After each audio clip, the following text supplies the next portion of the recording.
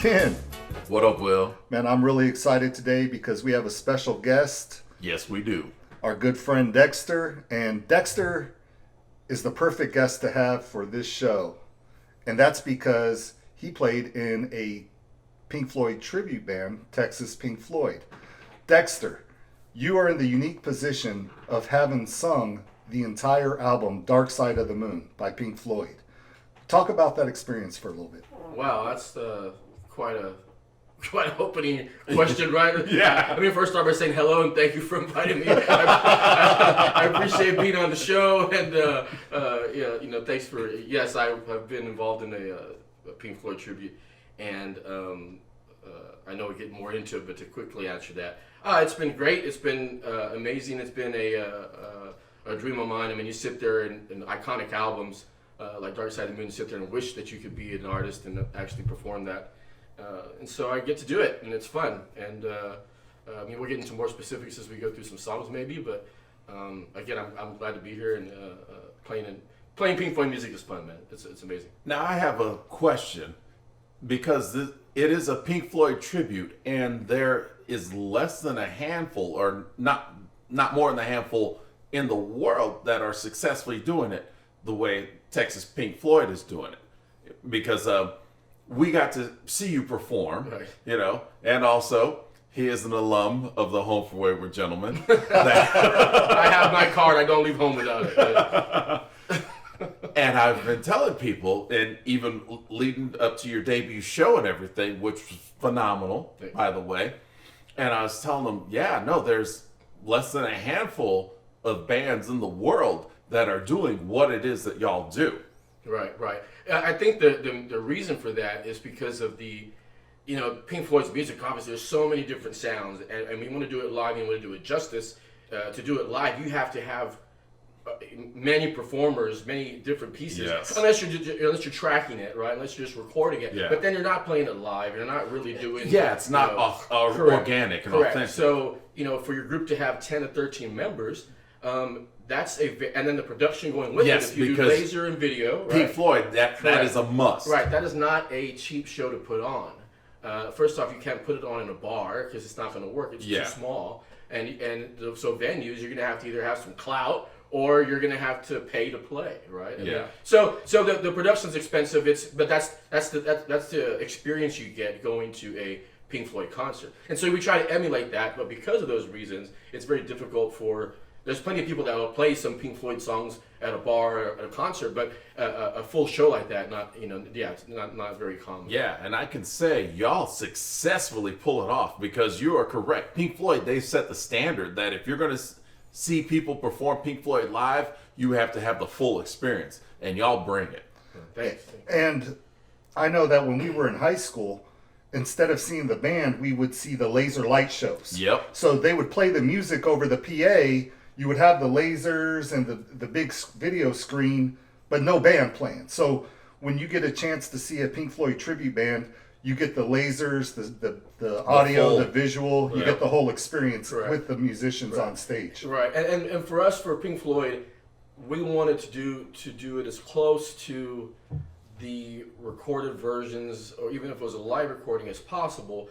Because one thing that I for different tribute bands, or definitely Pink Floyd, look how successful those laser light shows have been all these years. Yep. Right? But they're playing the actual studio recorded versions you've heard on the radio of the song. That's what fans want to hear when they go see these shows. Yep. So we wanted to put on, a greatest hits kind of deal, but at the same time, we want to sound as close to the real as possible, Oh yeah. Which is obviously in a live, you're never going to replace David Gilmour with anybody else, right? But you can emulate it as close as possible, at least get the sound as close as possible, so that the studio, the audience goes in and tries to, feel like if there's really a Pink Floyd concert. And and y'all nail it. I mean, I have to say, so this is nothing new for our audience. I am the guitar geek. They know that. We're going to get to guitar on the world's biggest guitar hack. And I can say, when I see y'all perform, and your guitarists, when they do the solos, I can point out, okay, this is the Gilmour solo from this year live performance, from this recording, or from this recording, or this is the solo he did from the album. But yeah, bottom line, they're keeping it real. Right. And I appreciate that, even though, the musicians, we stand in the back like dorks. But I appreciate it and I love it. Right. Because Thank you. Yeah. you can tell y'all put in the homework. So this is an iconic album. Dark Side of the Moon was released in 1973. It was on the Billboard 200 for over 950 weeks. That's insane. Yeah. That's crazy. Over 45 million copies sold worldwide. And that was when we had actual media, not digital downloads. And I'm sure that's even many more millions. Oh, yeah. No. So when we talk about an album like Dark Side, it's not like we're going to tell anybody anything new about the album itself. Just our experiences with it and what it means to us. Yeah. That's just facts. Yeah. And the first thing we're going to talk about is the album cover.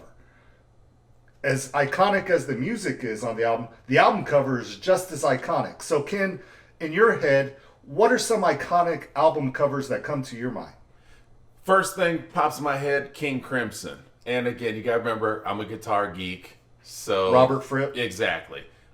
And I say it, and you automatically know what album I'm talking about. Granted, we couldn't name a song off that album, but we've seen the cover. Same with Jethro Tull. Not a fan, but there's an album cover. Boom, pops in your head. Aqualung with the Yep. yeah.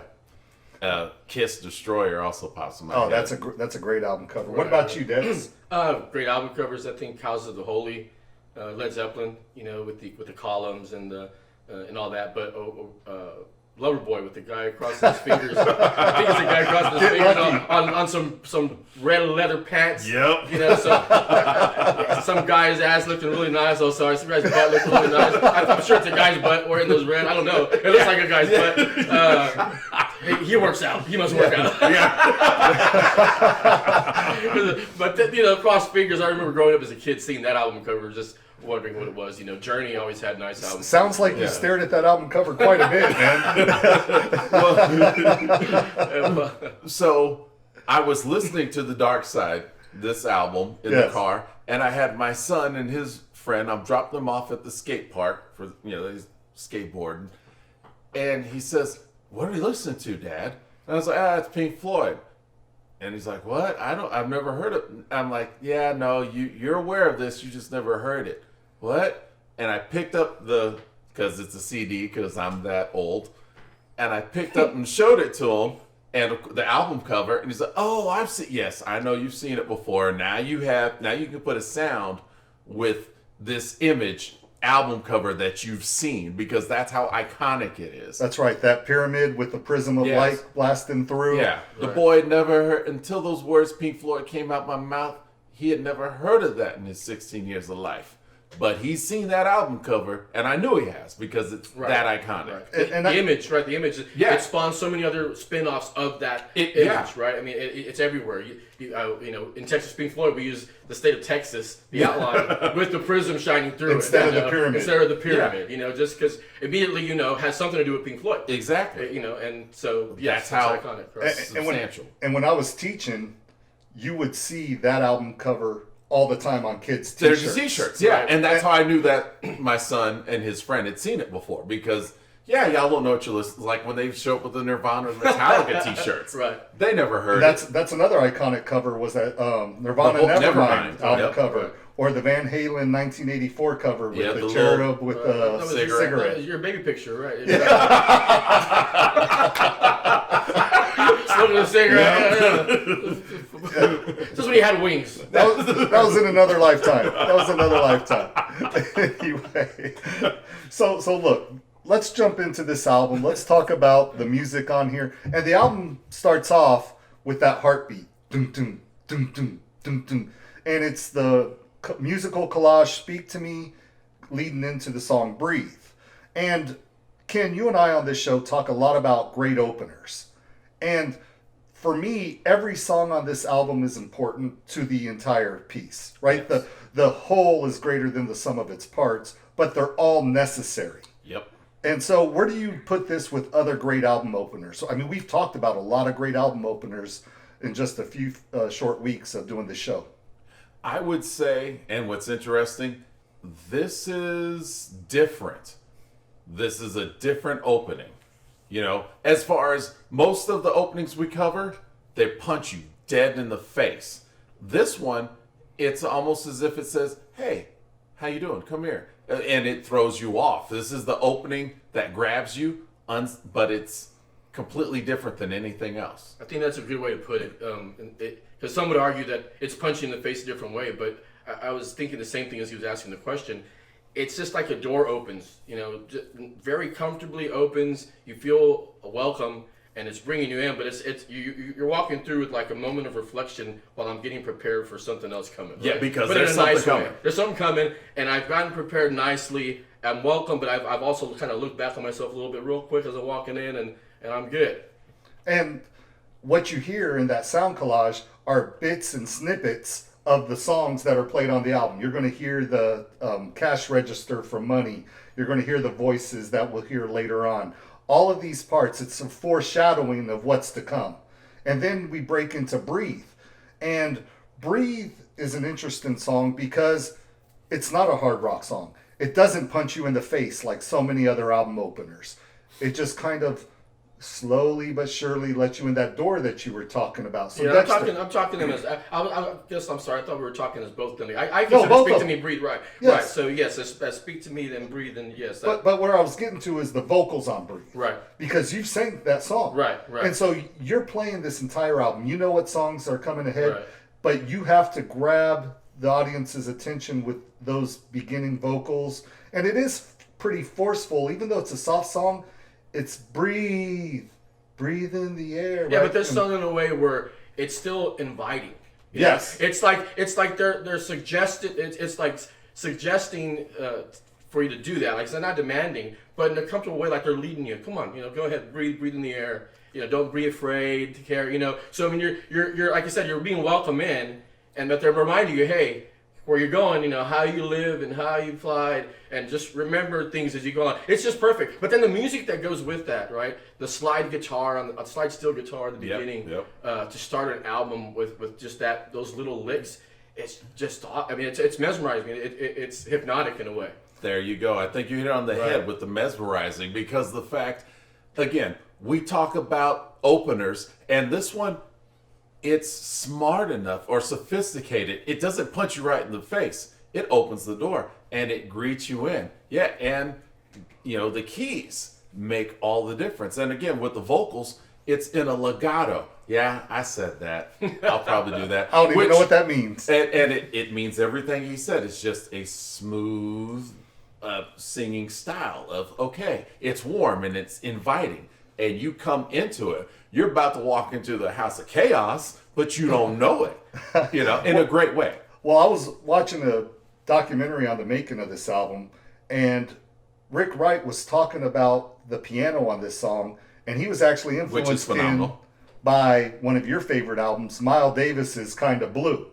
Yes. And so when I saw that, I was like, wait a minute. So they're not just taking rock or R&B influences, they're going to jazz as well. Because Pink Floyd creates a sonic soundscape, if you will. And that is one of the benefits or advantages that Pink Floyd has by their four-piece, and one of the four is a keyboard player, keyboard, piano, however you want to look at it. And so that he brings timbre, a different timbre that any other four-piece band will bring, because piano has 88 keys. The fact that he was influenced by Kind of Blue, and I've said it before on this show, if you are a true lover of music, there are certain albums that you must own. And Miles Davis's Kind of Blue is one of those albums. So the fact that he was influenced by Wynton Kelly, who was the piano player on that album, and brought that into a completely different realm and genre, you know, that is also one of the great things about Pink Floyd. Okay, let's move on to the next song on the album. And this is On the Run, which bleeds into Time. And so my favorite part of On the Run is when it sounds like an air battle with the planes flying ahead. And that's all done with effects. And so when we're listening to this album, I know as a kid when I heard this, to me, I loved how the sound would move from speaker to speaker. And Pink Floyd's doing this on purpose with that stereo sound. So, Ken, when you're listening to this sonic soundscape, as I mentioned earlier, what comes to your head? Like, we're not even talking about the song Time yet. We're talking about what leads into Time. Yeah, I love again, and you hit on it, the pan left and the pan right as they're there mixing. I think about when I was a kid with my 4-track, and, you grow up playing music as a musician, and you hear about Sgt. Pepper being recorded on a 4-track, and you hear this album, and you hear that going on, you're like, wow, I can do that too. And so it's empowering to a young musician as they're growing and developing in their skill craft. Thinking back, first time listening to this, first time hearing it, I wouldn't consider myself a musician. I was a kid. And so when I was listening to it, it was scary. If you're talking about a feeling. Because you're sitting there, I just heard an embracing song with, the beginning of Used to Smoke. Yeah. And then suddenly I hear this, I'm on a trip, and I can't tell if I'm in space, or I'm at war, or what's going on. Yeah. Really, and I was just kind of, I'm sitting there going from, I don't hear any music here, but it was still like we said earlier, it was still hypnotizing to where I'm like just listening to it and then thinking, well, I don't understand why this is here. I don't know what it means. I don't know where it's going. But then when it transitions to the clocks, is when it slowly starts, okay, I'm kind of understanding. Even that was a mind blower, right? Just hearing that. But that was my feeling going through it. I wasn't sure what was going on. Like, what is this? Why is it here? Yeah. What's the meaning of it? And what am I listening to? But it was still hypnotizing. The other trippy thing, and this is hindsight as far as, we're not kids anymore. Right, we're grown men now, believe it or not. And the thing with the planes and hearing that and just recalling, knowing these 4 men when they were born and when they grew up. Because here in the States, fighting planes and biplanes like that, that's something that we cannot comprehend or fathom. But they grew up in a country that was war-torn. So during the war. They grew up during the war. Exactly. So those are sounds that they grew up, they're familiar with. Right. Like I said, we cannot fathom that thought, but that is their reality. And we'll talk more about that when we come to the song Us and Them. But when we were kids, we didn't have the internet. We didn't have computers and smartphones to distract us. This is true. We would put on an album, sit there in our room bored if, we couldn't go outside and play like normal kids do, and just listen to these albums, all these great albums, because you had to have a physical copy or hope that a radio station was playing an album side. And DJ wasn't talking through it. That's right.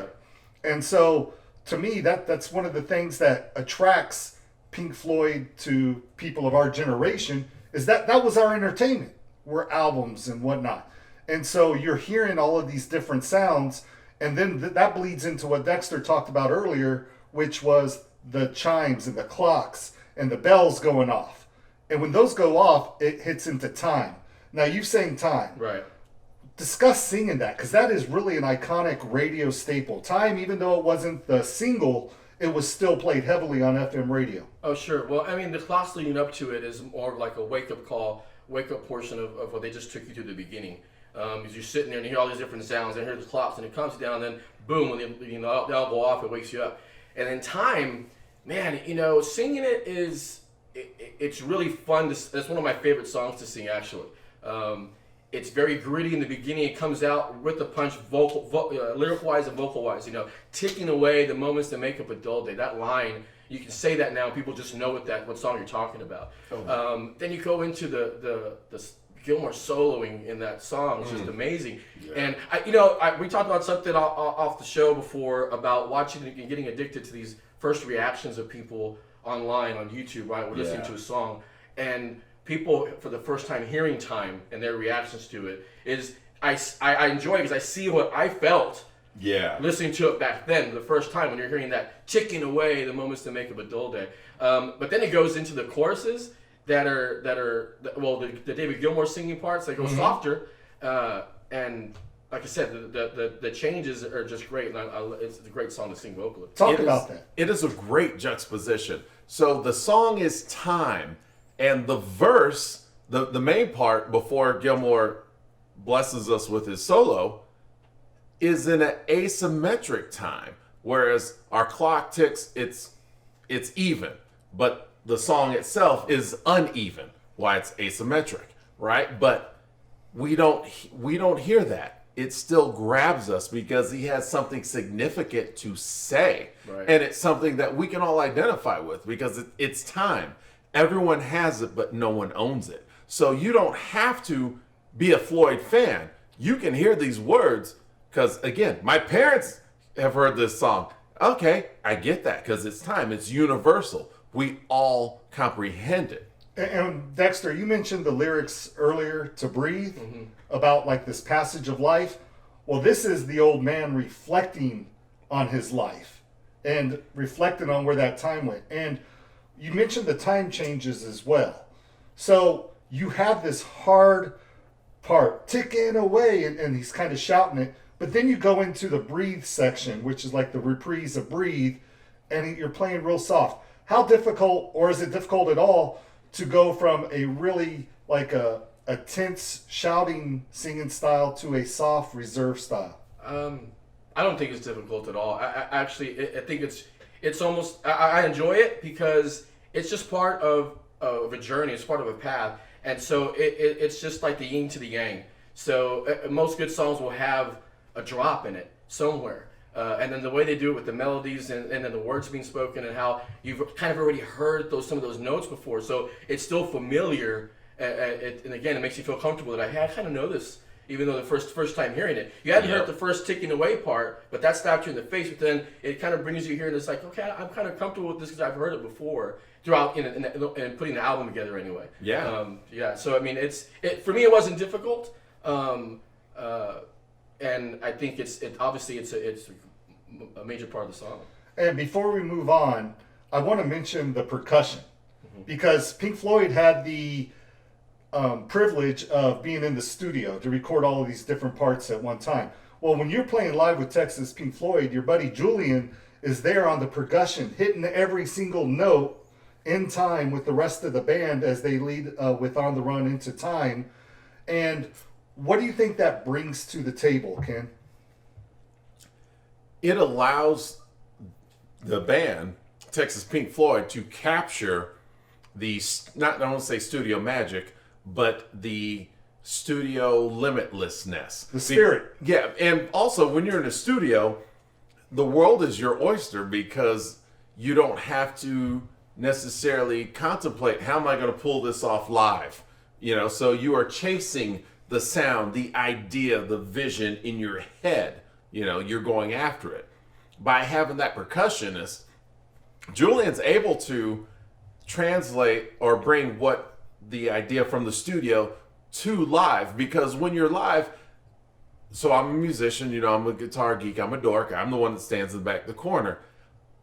When I'm hanging out and I watch real people, y'all, listen to music, he's able to bring the experience and keep it going, as far as this is what you've heard on the radio and in your home off your album and disc, and this is what you're getting. Right. And from a performer standpoint, as I'm up there as a show to an audience, it just makes it even that more authentic.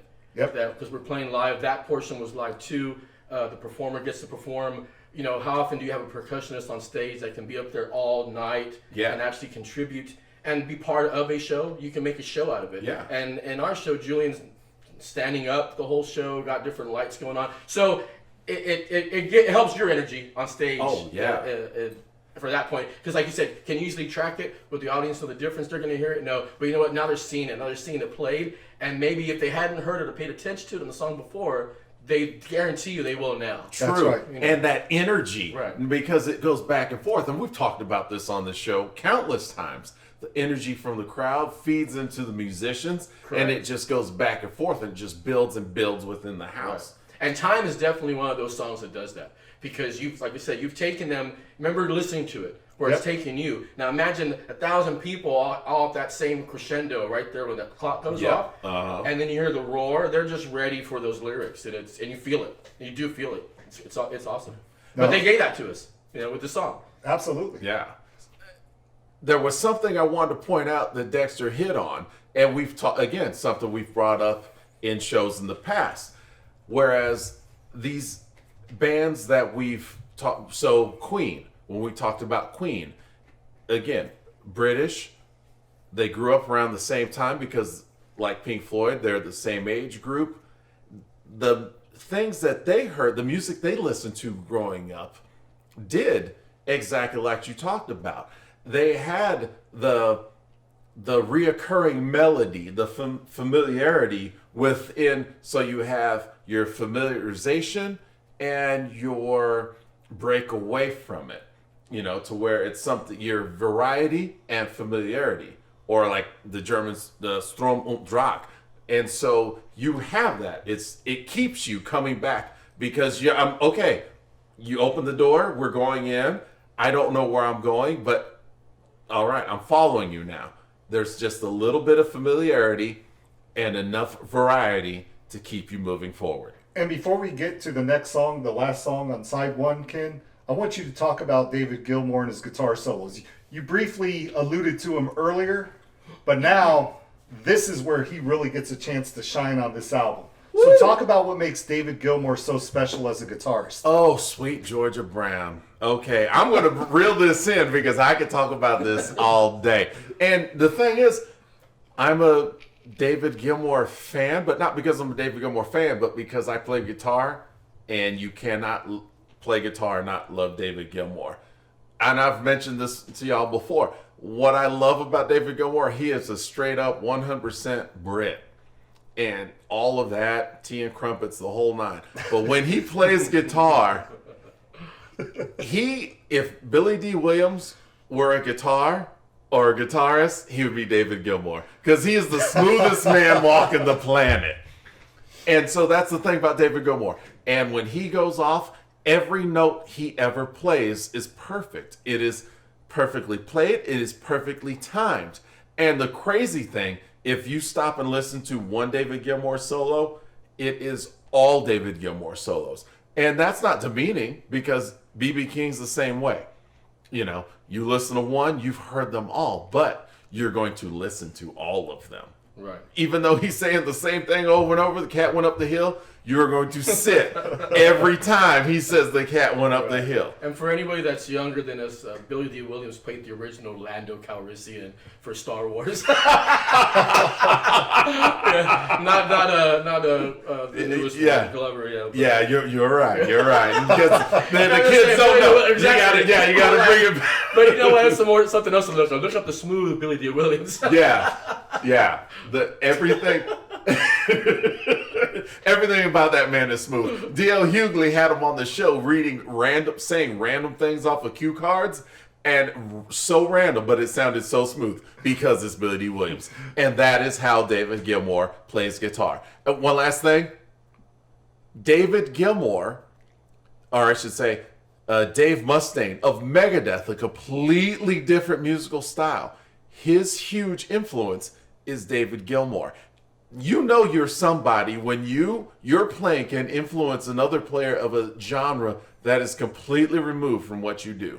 And now that I've said that, if you go back and listen to Megadeth, other fellow guitar geeks out there, it's going to stand out as big as Dallas. And what's funny is that one of my first introductions to Pink Floyd was in my 6th grade fine arts class. And we heard samples from Dark Side of the Moon. And this is what the teacher called heavy metal. So when I was first exposed to heavy metal, even though I'd been listening to it all my life, in a classroom setting, for this old professor, his idea of heavy metal was Pink Floyd. Wow. He must have had a Jethro Tull tattoo or something. Yeah. He probably even played flute. Oh, heavy. So let's go on to the last song on side one. And this is the saddest piano intro ever to begin a song. Richard Wright is tugging at our heartstrings. And this is The Great Gig in the Sky. Now, Dexter, when you were playing with Texas Pink Floyd, you had a couple of guest vocalists join you on stage. And this was Michonne Taylor and Roberta Freeman.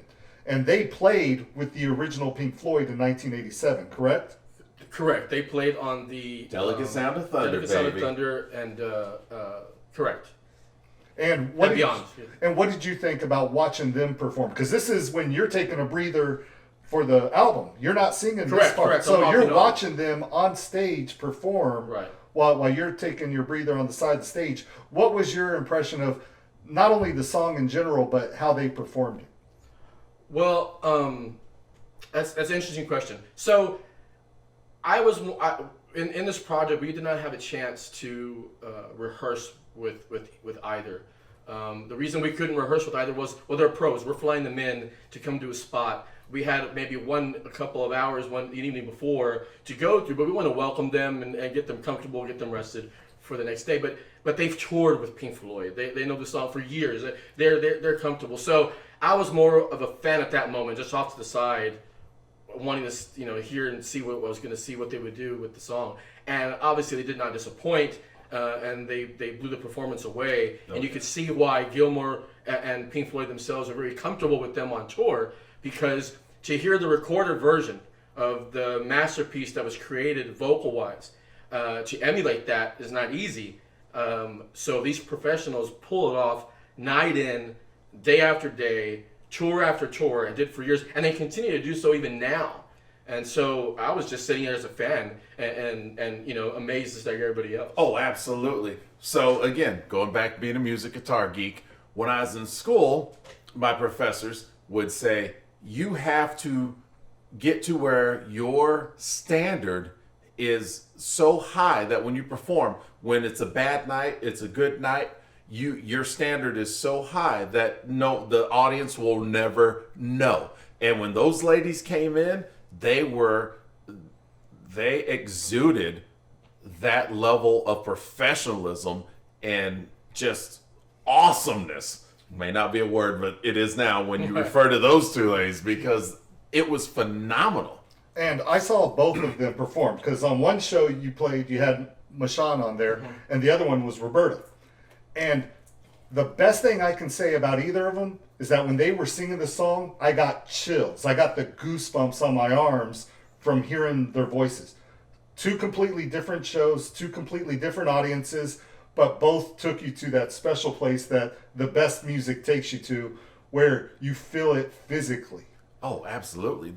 And so if you're into live shows as we are, there are musicians walking around. And as a musician, if you ever have the opportunity, the privilege to perform with someone of that caliber, one who, like a studio musician or something, that every time they push play and when they do it, whether it's a great day for them or a bad day, you're going to get that high level of performance.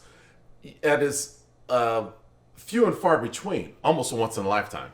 And I'm glad you brought up the studio, because we're just talking about these live performances by people that Dexter has played with. Let's go back to the original studio version with Claire Torrey on vocals.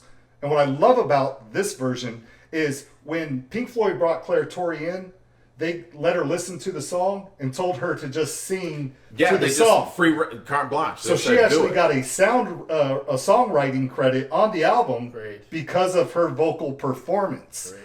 And this may be the one time, because this may be Richard Wright as a keyboardist and a musician. This may be his finest piano performance as a pianist.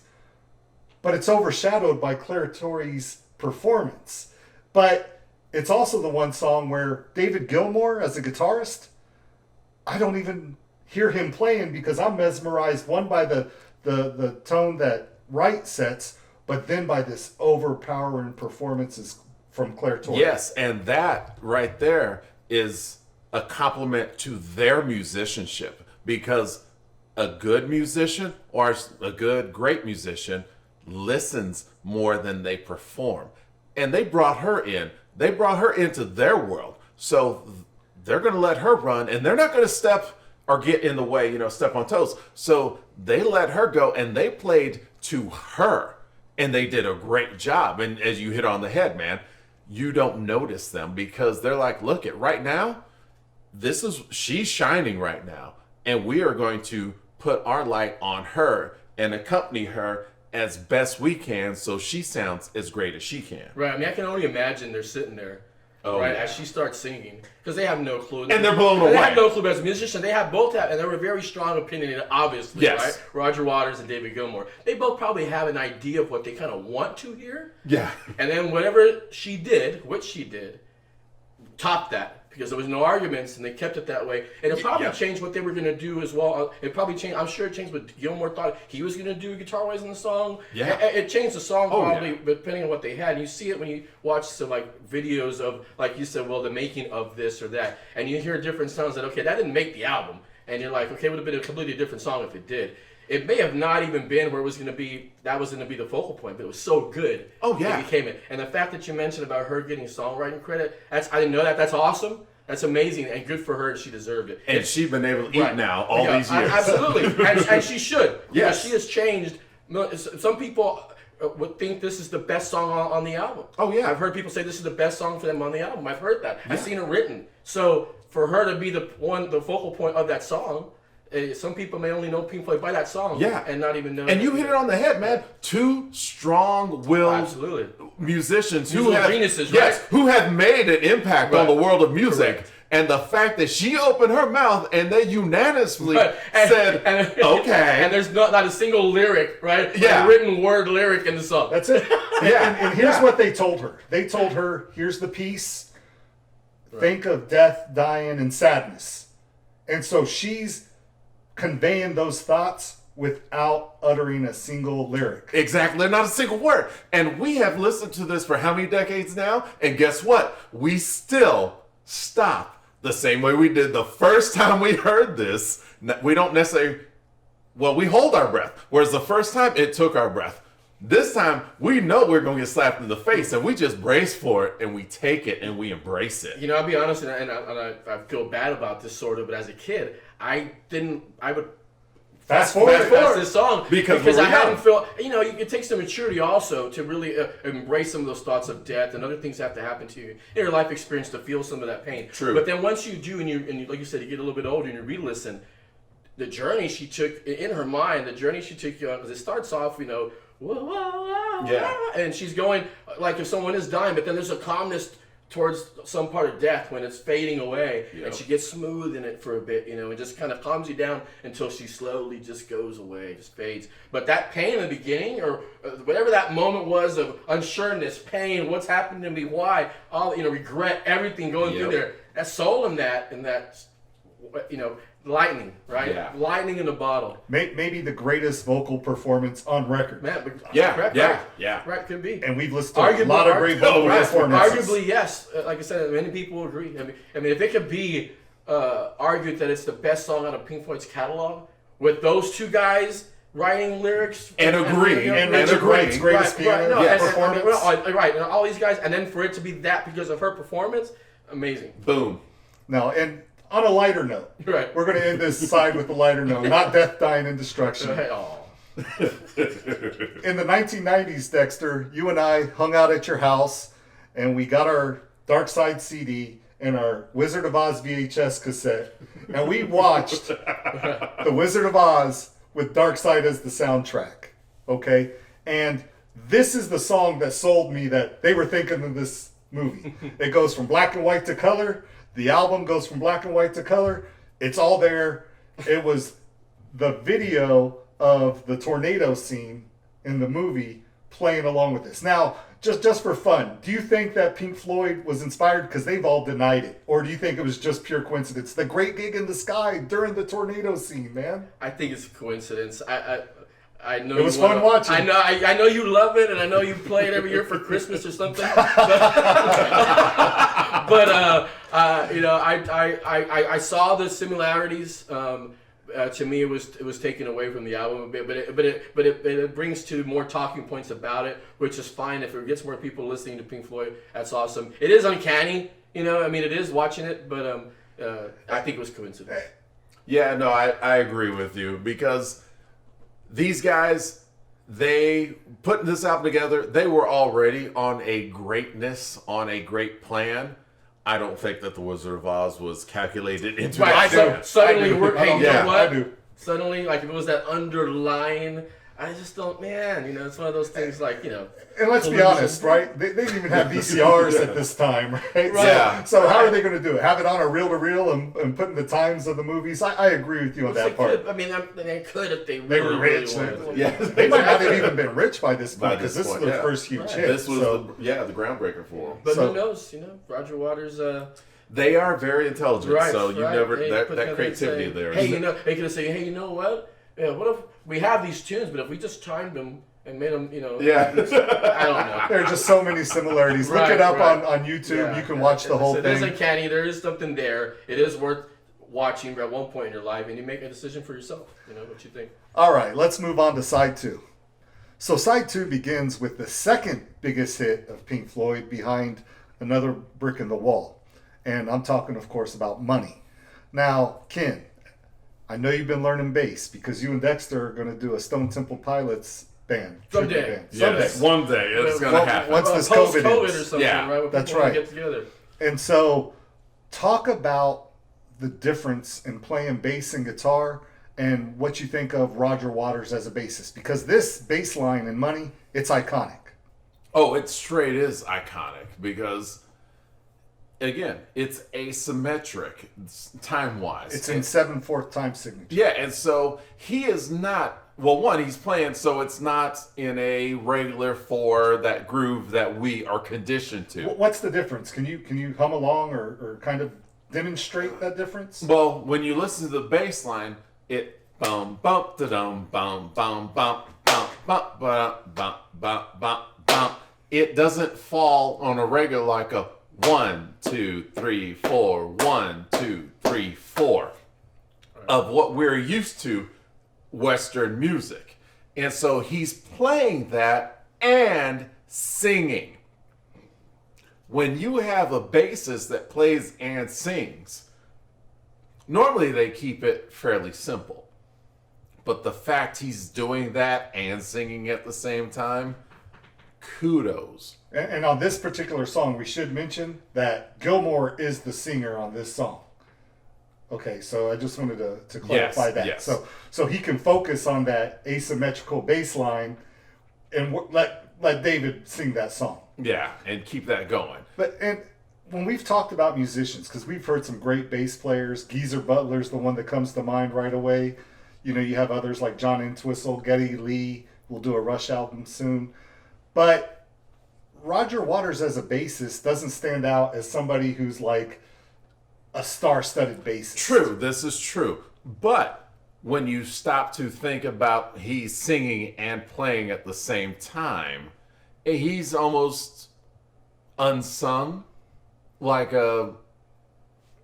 my cat from Duran Duran, John Taylor. Yep. Yeah, you know, where you're like, oh snap, you are doing something while this is going on, Right. you know. And the great thing about Roger Waters is, as a musician, like I said earlier, he is focused on the big picture. So his playing, he's complementing the song as a whole, you know. Yeah, and he wrote it, so it's Yeah, his song. and so that's his mindset, because since he did write it, he is thinking of the big picture and not just as an instrumentalist as far as, oh, this, I'm a bassist, this is what I'm going to play. No, everything he does and everything that comes to it complements the song as a whole, which is why this is one of the greatest albums ever recorded. You know, and I think, in you're questioning about the bass player and his bass playing, I think at the end of the day, Roger Waters obviously is not going to be remembered as his bass playing. He's Correct. remembered as his songwriting, Yep. as his producing of what we hear as these songs, because he helped produce the other sounds, like Yes. Ken's mentioning, besides just his bass. So I understand if you're going for this, if you're talking about the song itself, and yes, this song has an iconic bass line. That's Roger Waters. However, the rest of his bass, you could say, you know, is not subpar as a player, musician. I don't think it really matters. His songwriting, the producing overshadows all that.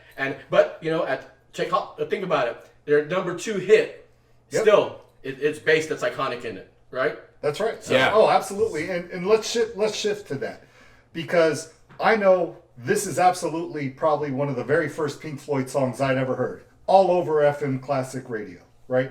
this is what I think of when I think, okay, when was the first time you heard Pink Floyd? Had to have been Money. If not, it was Brick in the Wall. Right. It was one of the two. Oh, our age, Absolutely, Yeah. for our age. Right. And so let's talk about being a singer, because there are certain songs where you've just heard them so many times. And Dexter, you've played in cover bands, you've played in tribute bands, you've had to sing a lot of songs that in our mind, man, we just heard them too many times. We've already put them in the retirement pile. How do you get up for performing songs that you know they're going to be a big hit live, but you're just so tired of them? Like a Hotel California. Not that you sing that, but Right. just a Sweet Child of Mine, just a song that you never want to hear again. Right. I think as a performer, when you put the show together, the good thing about this song in particular for Money is I think about getting the message of what the song's coming across, really getting into the lyrics and understanding the song. So it's almost second nature, where I'm not thinking about what I'm singing, but I'm actually telling the story as they're telling the story. Great lyrics. Right, great lyrics. And so I tend to try to make it more about getting the message across to the audience lyrically, where that doesn't get me tired, because these guys are looking back at me or cheering or whatever not. It's the first time that they're hearing it for this particular show, right? Even though it may be the 100th time playing it. So, like Ken mentioned earlier, the feeling that if I was having to rehearsing it over and over again, horrible. Right. Okay? Horrible. Don't want to do it. You Yeah. don't even sing it with enthusiasm. You get to the pieces, Yep. am I in time, and move on, right? Yep. However, performing it, the reaction you're going to get from the crowd feeds That you, energy. and Oh, it absolutely. makes you energy. If you had to play to an empty show or empty stadium or empty venue, you probably wouldn't be a song that you were looking forward to playing, because you know you played it. But it's the energy you get from the crowd playing live, which is why I think most musicians, when they play their hits, they get, as long as they get the energy, they're going to put on a great show. Yeah. It helps. And then you have other bands that fight against it. We're not playing any hits. Right, I don't understand that. You know, I just don't. It drives me understand crazy. that. I would understand it if I was a young band and I'm trying to change my sound, and it's, you know, I'm putting out record after record after record, maybe like the Beatles, which is unheard of anymore, really, right? But Yeah. if you're around and you're still playing after 20 years and you're still lucky to make a living after playing And for you're 20 feeding years, your kids right, and covering everything. and your fans doing want to that. hear the greatest hits album, in my Guess what? opinion, play the It's songs coming. for them. Yes. But you're still performing, buddy. Yes. You know, but that's my opinion. Yeah. And you know what? That's what drives me, because I'm like, hey, I could live in a tent in the middle of nowhere, sleeping in a ditch, making money, or I can play music and perform and play a song that I've played thousands of times. Right. Oh my gosh, I had to dig a ditch for 350 days of the year. Yeah. Right? Or I can play Money again at this again. venue. And collect those checks. Yeah, and cover all my bills Right, and sleep in my own bed. And that's funny, because we're talking about collecting those checks, and that's what the theme of the song is. Yeah. Right. Materialism, Right. greed, Absolutely. rock star, decadent excess. That's what this song's about. And so, to me, there is that push and pull, because when I go see a band live, I want to hear the hits. I want to hear my favorite songs, but I get most excited when they play that album track I love. Not so much the ones I don't love, but when they play that song that I didn't think they were going to play, that they'll break out. That was once your every blue favorite. moon. Yeah. That was my favorite. That's always great as a fan. Always great as a fan. So I think there's that balance You know, there. but well, that's always great as a fan. But again, if your number 2 hit is Money, You better play and you're- Money. and right, then you better play Money. Yeah. Because you may want that extra cut, but do not swap that extra cut that Will would like for Money. Because Yeah. 98% of the people here maybe can't even hear that For song. that song, At exactly. least their number 2 song if it's the most second popular they have. That's Yeah. right. You know. Yeah. All right, well, let's move on to the second track. And I should note that both sides are medleys and that every song is interconnected. There are no Yes. breaks in this. Correct. If you're putting the needle on the record, it's real hard to tell where track 1, track 2, track 3 starts. It is. And so when Money, which is this very upbeat, song with a great guitar solo, a great sax solo, you have all of these different musical instruments playing together to make this sonic soundscape, as we talked about. And then they get real quiet, real subdued for one of the heaviest songs on the album, Us and Them. This is a song that's about war. This is a song about battles. This is like the heaviest topic. But the music is soft. It's very slow tempoed. it's really, I think, like that great juxtaposition Yet you hit in on the sound and theme. Yep. And so, Ken, I really want you to talk about when you're writing a song, because you've written songs, what goes in a songwriter's head that would help them produce something so different from the song before? What's the mindset? You can have inspiration, which you just run with, or you can have an idea that you stop to develop. Whereas this song, this seems as though it were an idea that they stopped to develop. And again, as I mentioned earlier, because the four of them were born and raised in a war-torn country. And so war is their reality. And we, again, like I said, here in the States, that's not something we know. If you go to a country and you're around kids that grow up in that environment, that reality, it's a whole different world. They think different than we do. And so when I hear this song, that's what I think about. I think that thankfully they were able to reflect upon what they're not in anymore, because they're in a safe environment. War's gone. It's in the past. But they're able to, because it's not in their face, they're able to sit and embrace the juxtaposition of it. And let me add to this. This is not the only time that Roger Waters wrote about war. Oh, not at all. He mentioned it a lot on Another Brick in the Wall That album. whole album. Okay, and the album, The Final Cut, was about war. Right, but this is where he really starts bringing it to the forefront more in their music, more so. The next album, obviously, with The Wall, will dive really further into it. But here's one of the times when you see it kind of preluding almost the second half, this song coming in there, then going towards The Wall next, right? I mean, The Wall comes Well, The out. Wall was about 5 years later, 5, Yeah, 6 Right, but years, that's 7 years that's later. what I'm saying. Because But he lost his daddy right, this at is war. Right, this is coming in. He's already bringing it up, and then 5 years later, you're going to get The Wall with much more of this theme. God, I have to look back and see when The Wall, I think it was 79. 79, The yeah. movie was in 81, right, or something like that? Yeah. I don't know. No, who knows? Final Cut was in 81, I think. But the point is, it's as far as them as the musicians and the writers, creators, yeah, their childhood, again, that has affected them. This is what's coming out because he's a grown man now and he's talking about his childhood. And again, like I said, with The Wall, he lost his dad at war, so he was a little thing. His dad goes away, never comes home. And yeah, here we are, Dark Side of the Moon. It's coming out. So this is the beginning of that, not even Oedipus or Freudian, but just that effect on his life. Let me shift to the music itself.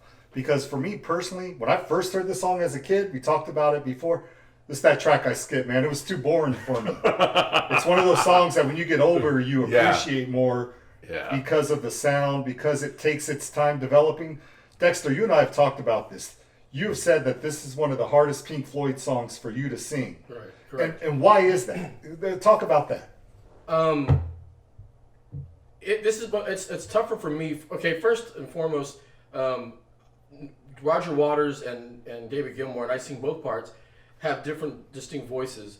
And what I mean by that is Roger Waters has more of a nasally snarl, whereas David Gilmour has a very airy sound to his voice. And Roger Waters is definitely more gritty, while David Gilmour, though he can do grit, as he shows later in the Dogs of War, different songs that he does later on, he's more of a soft, just softer. However, but then we go to Us and Them. So Us and Them has so many layering of vocals, okay? And it really is. There's the highs and the lows and the background vocals, even singing during the regular lyrics and the verses. And it was tough for me because it wasn't one of my early favorites, okay? And it wasn't one of my early favorites, not musically, but because I didn't pay attention to the second group of lyrics that were more about war. It was easy for me to understand us and them, me and you, Yeah. you know, black and blue. They were very simple, and it was fine there. But the rest of the lyrics, I had no clue what he was talking about. For we cry, you know, and all this other stuff, and I'm thinking, I don't have no clue. And we didn't have the luxury of Google so I can search what the lyrics were back then. And I had to listen, and I wasn't just spending that time on that soft song that I thought, after just coming from Money, you know? Yeah. But and I don't mean to get away from you talking about the difference in vocally singing it. It was tough for me just because the song, I wasn't 100% comfortable with the choruses and all the layers that go with it, and it's very hard to practice that by yourself. And then when you're in a studio rehearsing, and you hear them all at the same time, and you can't just hear you, you're like, oh, wow, I don't sound overwhelmed. Right. Yeah. What am I? Which part? What should I do? Where am I? Where am I? Yep. And you don't want that to come across on stage. So Yeah. you really got to hone in. Yep. So that's why it was the more difficult one. I wasn't the predominant person throughout the whole song. When the choruses came on, it was going to be a bunch of people, and where am I keeping my vocal at here? But real quick, to go back on Us and Them as a song, I just wanted to talk about, but I think the song isn't just about war. It's about kind of the perversion of, look, all this death and certain things that are happening, look how dumb it is, because we're basically, I'm a human, you're a human, we both have the same thoughts and issues, but we're doing all this still, no matter what, while this is happening. And if you go back to the beginning of the album, and the concept and the journey, it's taken us to this point, right? So it's gone from come on in, you're welcome, think about time, think about everything around time, you know, going into death with the great gig in the sky, coming back to money, now we're kind of at war, right? It's just going through this story of someone's mind. It's taking you on this journey, but but it's telling it to you in this song about war in a very soft,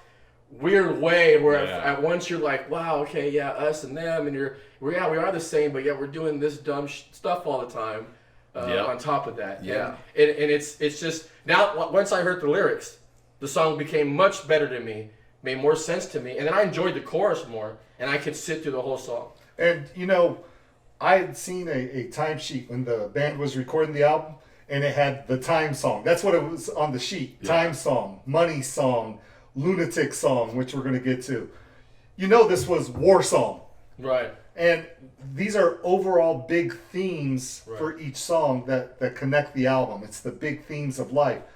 And for me, you have to be older to appreciate this. You can't be 12 years old appreciating a war song from a guy who lost his daddy in the war. You just can't. You know, and I think that's why the album's done so well for so long. Because when you're young and you haven't experienced this, you fall in love with the music, the changes, the guitar. You fall in love with sounds.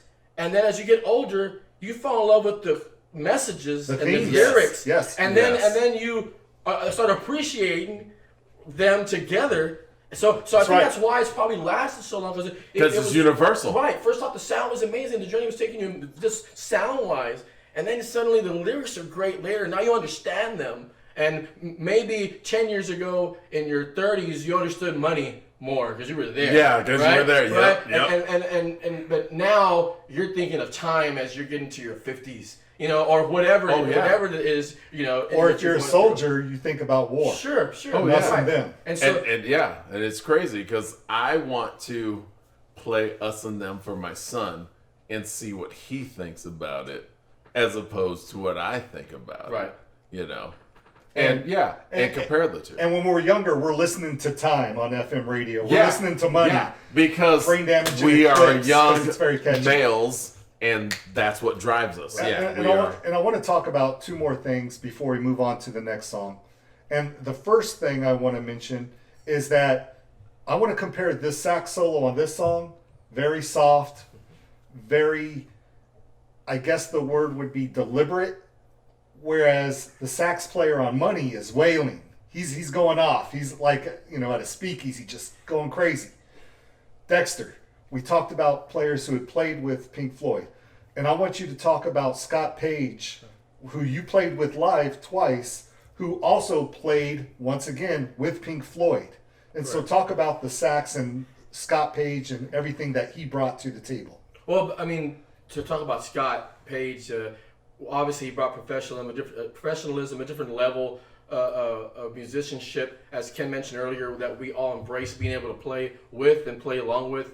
And also brought some humility to the you know, we were all in awe and they kind of brought it down like I'm just a normal musician as you are. I just happen to be pulled into this, but on these geniuses, this genius to play with these, and so I appreciated it back then. But this is what I do. But as far as the sound wise of the sax difference from Money to Us and Them, and the choice of using sax, even as a band, you mentioned earlier. Or maybe it was you that mentioned earlier, as far as bringing jazz and not just R&B, but jazz in there as well and blues, and then bringing the sax in again. And yeah, Money, because if you think of Money in the song where they're talking about it, greed, right? Yes. That's the theme is greed. So greed is what? Greed is selfish. It's dirty. So the sax is selfish and dirty and rough. Us and Them. Although we're talking about war, we're talking about it almost in a sad way. Absolutely. This sad. Contrast is very sad that these is. two people have to be at war. And not just talking about war between countries, man versus man war. And that's a sad thing. So the sax is more calmer and sad and following you along to keep that theme, which is funny because the song is about an ugly thing, uglier than money maybe and greed, but yet the sax is just really soft and nice and goes with the flow. It's awesome. No, you are correct. And I love when Scott played with y'all because, again, we're older now than we were when we first heard this when we were kids. So we appreciate and understand more now. And he conveyed that as he played between the two songs, So all of this discussion about this song, we have to keep this in mind. Before this album, Pink Floyd was a space rock band. It was making sounds to make you feel like you're in outer space, especially after Syd Barrett had left, because they were like a psychedelic band coming off. Yes, they were. And then they became like this sonic space rock band, where it was more like instrumental sides would take up the whole album, like Echoes or something like that. When was Animals? Oh, that was after. That was after the It was Wall. after Wish You Were Here. After the No, Wall. it was Dark Side, Wish You Were Here, Animals, and then The Wall. Okay. My bad. So I'm they thinking were of this that. space rock band, and Right. on Dark Side they specifically wanted to put in a pop sensibility into this album. So you have sax players coming in. You have Claire Torrey because it was more important to get the song right, regardless of who's playing on the song, than to just say, well, there's only the four of us and our producer, and that's it. And that's having that mindset of saying whatever's best for the song. It doesn't matter who's on it as long as we get the feeling we want. Right. So let's move on to the next song. And this was another one where I didn't appreciate it as a kid. I think I appreciated it most watching you play it live, Dex, in the band. And that's Any Color You Like. And this is a great instrumental. Another song that I dismissed as a kid. Hurry up, get to the Lunatic song. Yeah. That's what I want to hear. Now, Ken, Gilmore is creating movements in this song. Let's focus on him as a guitarist and how those movements change, because his guitar playing is changing from one part of the song to the next. Yes. David Gilmour, again, like I mentioned earlier, a great musician has the ability to listen. And with listening, you adapt to your environment. And he adapts to the environment and he changes and he's able to speak in those different environments. And let me add this. So on this side too, when I talk about movements, let's start with Money. The sax and the guitar are playing off each other. Yep, yes they are. On Us and Them, it's the piano and the sax playing off each other. Yes. In this one, it's the synthesizer and the guitar. And that's what I was trying to bring up when I say movements is it's, okay, now the synthesizer's going to shine, now the guitar's shining. Before it was the piano, now it's the sax. And it's crazy because as you point that out, let's fast forward a few decades, right? So the Pink Floyd, the four of them, they've not necessarily gone their separate ways. They went their separate ways. But they went their separate ways. And despite going the separate ways, when the dust settled, David Gilmour, Richard White, Richard White, they were together. Yeah, I said that. But the guitar and the keyboard, they went together. So when you look at David Gilmour's solo albums and when he would tour, wow, there was Wright on the keyboards. Why? Because with this song right here, where they built their musical relationship of the yin and yang, the call response, that carried over many decades later. Good point. Now, Dexter, you're taking a break during this song.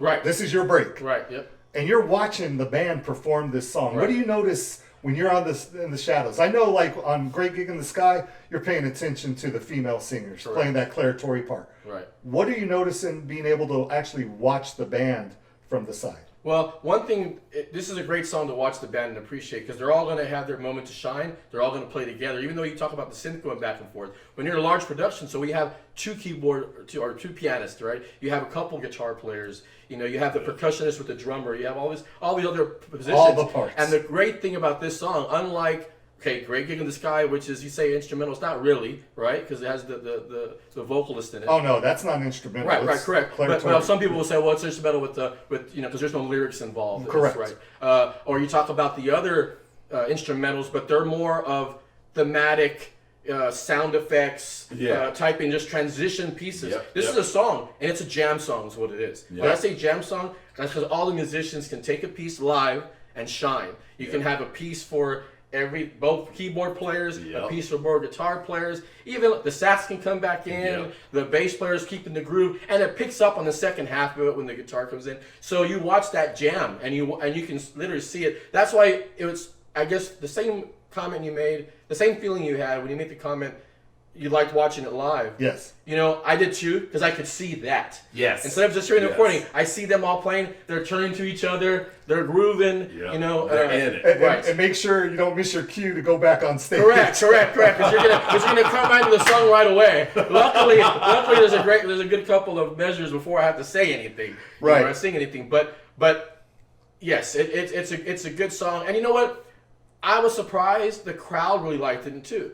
The crowd really enjoyed that jam also because they see the fun that you're having on stage, and they can see the musicians, you know, having a good time playing with each other, as opposed to just figuring, you know, it's a transition piece and it's not. Well, and really, right? Like, unless a cover band or tribute band is playing the entire album, they're not putting any color you like in their set list. Right.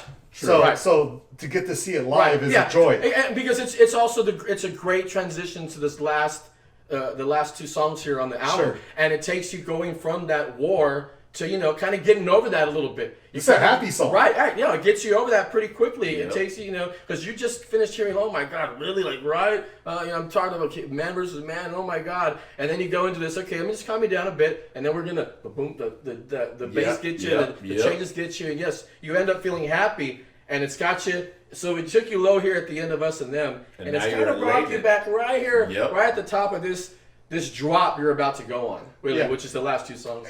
And I know we talked about this being an instrumental. This is David Gilmour's playing. He is speaking with those guitar parts. That it's almost a voice in its own. There's no words, right? But that guitar is its own voice. And those notes are very individualized. Yes, they're precise. David Gilmour.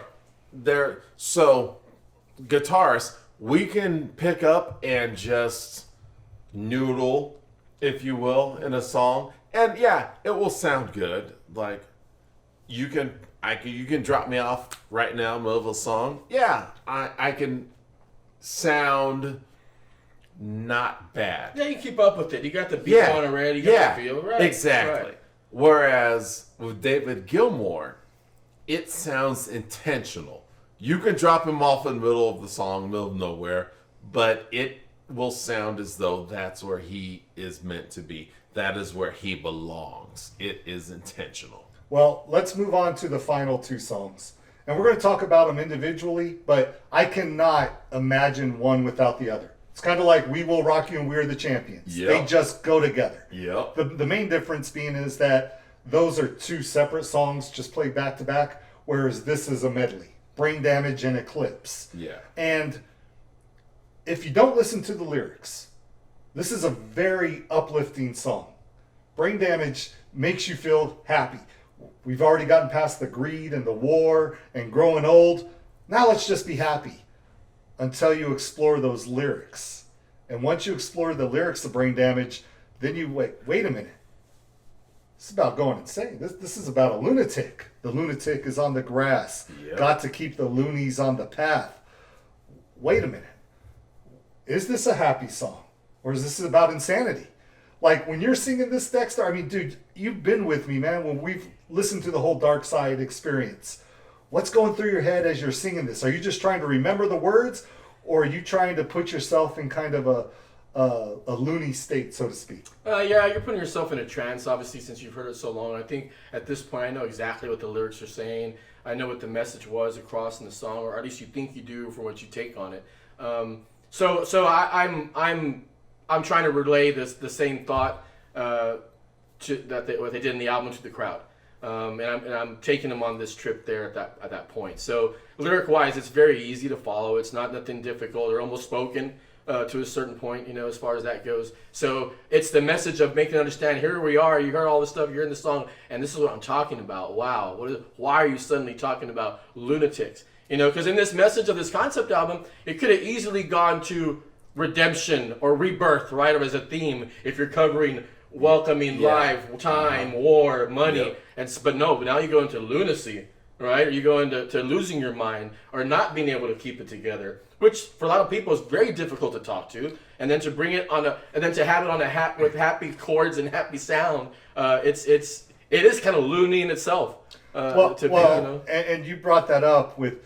So think about this. And if your head explodes with dark forebodings too, I'll see you on the dark side of the moon. You could have titled this as the title track, Dark Side of the Moon. Instead, It's Brain Damage. Yeah. Because the dark side of the moon is in your head. It's not up in space. It's in your head. And they also understand, because I'm going back to what I said earlier, the four of them, they grew up in war time, so they saw the Rembrandts and everyone who comes back, Right. Yeah, being their fathers, their uncles, and the men that they saw go away and come back, because war changes you. They're different. They're not the same dad who left. They're not the same person that has left, and that's universal. And so, Brain Damage. Yeah, I get it. I 112% get it. And it's funny that you made a comment about that in the whole album, this is the one time they mentioned the dark side of the moon. And it fits as you get to that point in the album. If you listen to that's the album and you understand, like when you open it, this is Dark Side of the Moon. But you haven't heard that at all. You've kind of forgotten, and I know I did. I kind of forgot the title of the album because I was just in the trance. And then when it says it, I'm like, oh, I get it. I get what you mean by this whole trip here. Suddenly. Yeah, and what's crazy, so their fathers and their uncles and the men in their lives that come back, they're not, because again, they are the aftermath children, or this is their parents are damaged goods. Exactly. So they are what is left of that, or the result of the resentment. And so for them to put this out, the four of them, because that's the world that they grew up in, And let's pull this back. If you look at it as a whole, greed, growing old. The only thing that's certain is death. Yep. Right? Greed, growing old, death, war. Life is kind of lunacy. It's like, this is the way we as society and as civilization choose to live our life, in this lunacy of greed, war, death. Right. Yep. With no peace. And so to have all of that weighing on you, to go and go the crazy, fact that they come up with this. Coming up with this happy song with such a heavy topic. Like, it is all kind of meaningless. Yeah. So anyway, let's finally go to the second half of this medley, Eclipse. And this continues that moon theme with Eclipse. Yep. But it encompasses everything we've heard. You have the background vocalist, the girl singers. Yep. You hear her loud and clear. You hear the drums pounding. We haven't really talked about Nick Mason as a drummer, So what do you think? Ken, as a drummer, as someone who's observed drummers and played with drummers, what do you think of Nick Mason? Nick is solid in that. So even though I'm the guitarist most of the time, except when we play, I'm the bassist. The thing is, I always lock in with the drummer. Say guitarist, but I always lock in with the drummer. And the thing is, they drive everything. If the drummer's not there, you might as well go home. Right. Right. So you have to have someone commanding that. Just like people will argue, well, you have the Beatles, then you have Ringo. Right? Yeah, okay, like yeah. Ringo didn't put, he was a drummer, but he could have put anybody in there. You can't. I don't No, know. Right, you can't. Right, It exactly. has to be. So he may be not playing like a Keith Moon, Yeah, or he's not playing a John or a Bonham, Bonzo. right, But he was locked in Correct. with the three of them. and he understood what they're trying to relay. Exactly. So the beats, time, right? Dun, dun, dun, he understands what's happening with the song, what it needs. Yeah. You can put a different beat to it, but it wouldn't be the same. Yeah, no, Nick, he's crucial. The drummer is the most crucial part of the band, and successful bands that we've discussed and even named, they realize that their drummer was key. We need to get a drummer on this show. Maybe your buddy John, our buddy John, he could be on this show in a future episode. I'm going to find a drummer to get on this show. But what's interesting to me is that Nick Mason, his only songwriting credit is the sound collage, Speak to Me, at the beginning of the album. That's the only thing he has credit on. But it was weird because we'd gone through this whole album. We talked about Roger Waters, Richard Wright, obviously David Gilmour. Yeah. Man, poor Nick, man, he almost got forgotten about. But he does play a crucial role because in this last song, Eclipse, all the sounds are coming out. The organ that transitions the song, to me, that's that key part where you go from Brain Damage to Eclipse. It's that organ crashing in. And then it's this shouting style. Dexter, you mentioned the difference between Roger Waters and David Gilmour as a singer. Mm-hmm. So you've taken us through this trip. Live, you've sang this whole album. What's going on through your head? It can't be the lyrics, because the lyrics are pretty simple in the song. All that you touch, all that you feel. What's going through your head as you're shouting? Are you seeing the audience shout back? Or no, I'll be honest with you, it's definitely the lyrics. It's definitely the lyrics. Okay, yes, talk to me. For me anyway, it's definitely the lyrics. It's almost like you're telling the audience, you're emphasizing to them, listen, all that you touch, all that you feel, and it's reaffirming to us in the album. So I try to relay it that way. Is at this point we've gone through all these different modes and all these different feelings, but at the end of the day, I tell you what, we're all the same. Everything you do has a meaning. Everything around you has been told by the stars, by the sun, and they, but you're explaining to them all these emotions, all you touch, you feel, everything you create, anything you enjoy. It's almost saying it's okay. Have those emotions, have all those feelings. That's normal. The sun's still going to spin. The moon's still going to turn around, right?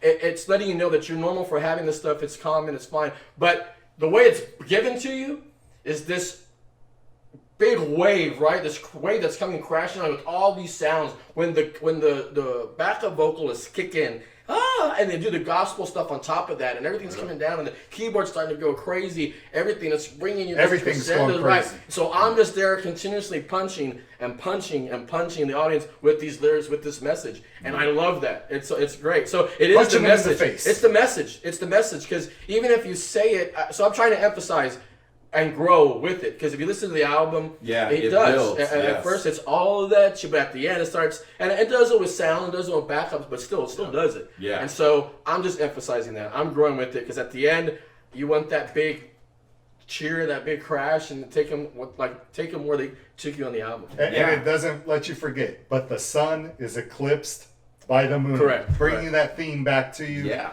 Wrapping it up with And a it nice little finishes bow. And I think what that says to me, and I don't know, and I've saying this a few times, is that we all know that the sun is the center point. The sun is the biggest. The sun is it's the center of our particular galaxy, our own little universe, right? However, at any given point, the moon can still overcome the sun.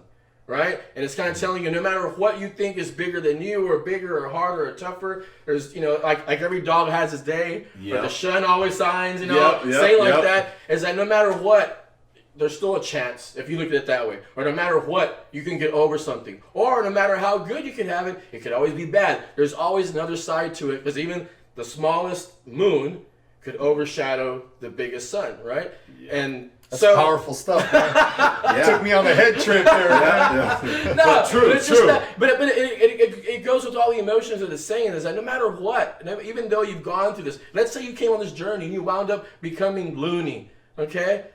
I'm ending it by telling you it's all okay.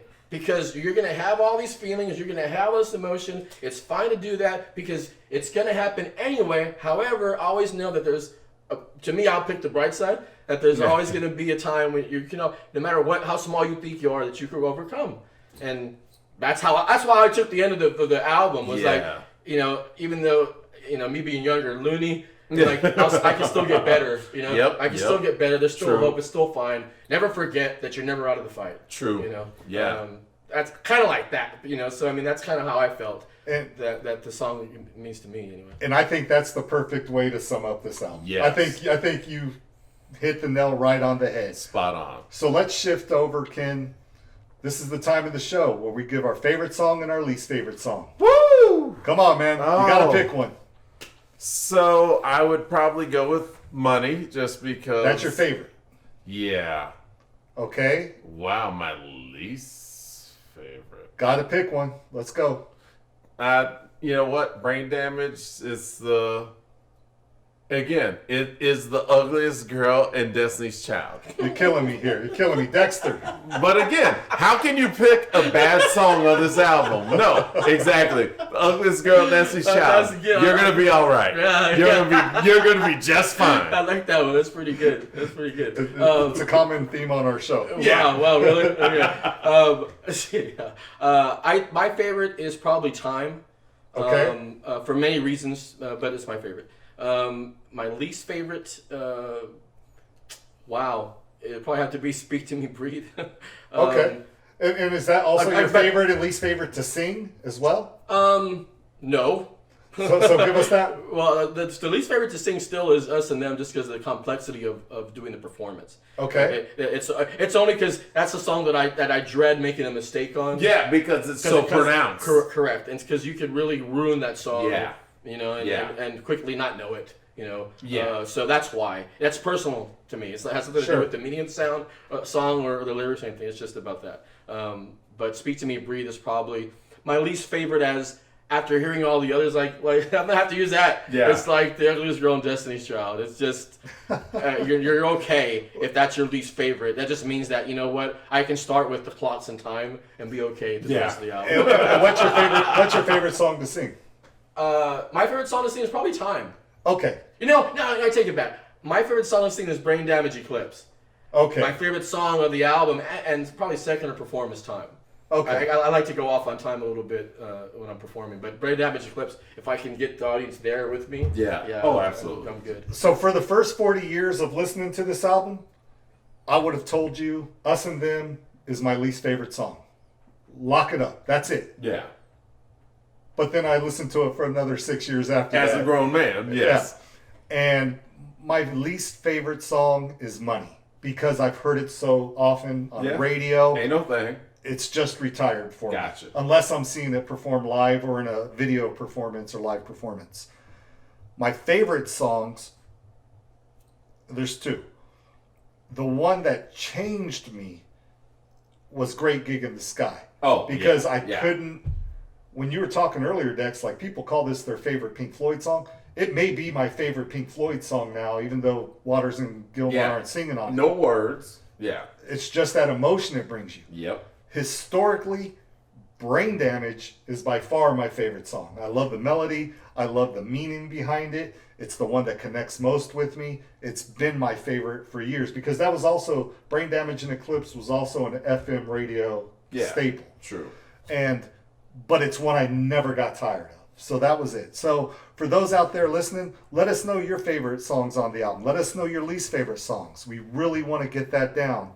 And Dexter, we want to thank you for being on the show. I had so much fun. Yeah, it was great. I really enjoyed it. I had a good time. Yeah, we're definitely bringing you back. Thank you. Thank you. Appreciate it. Only Ken, once. thank you. Appreciate it. Only once, yeah. No, hopefully you'll join us for many more albums because all three of us have been friends for so long. There's so many albums that we could talk about over and over again. So want to do that. For everybody out there listening, If you enjoyed today's show, please hit like. If you want to hear more shows from us, please hit subscribe. Until next time, bye-bye. Peace.